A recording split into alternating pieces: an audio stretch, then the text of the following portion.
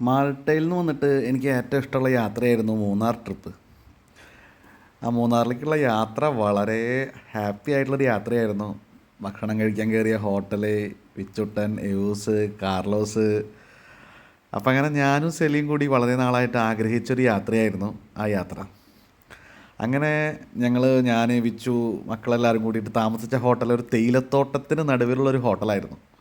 അവിടേക്ക് എത്തിപ്പെടാൻ ഇച്ചിരി ബുദ്ധിമുട്ടുള്ള ഹോട്ടലാണെങ്കിലും ഒരു 3 സ്റ്റാർ ലെവലുള്ള ഹോട്ടലായിരുന്നു അത്. ഭയങ്കര ഒരു ഡിവൈനായിട്ടുള്ള ഒരു വെറൈറ്റി എക്സ്പീരിയൻസ് ആയിരുന്നു എനിക്ക് ആ തേയിലത്തോട്ടത്തിന് നടുവിലുള്ള ആ ഒരു ഹോട്ടൽ. ഞങ്ങൾ വളരെയധികം വളരെ സന്തോഷകരമായിരുന്നു ഞങ്ങൾക്ക്. ഞാനും സെലിയും മക്കളെല്ലാവരും വളരെയധികം എൻജോയ് ചെയ്തു.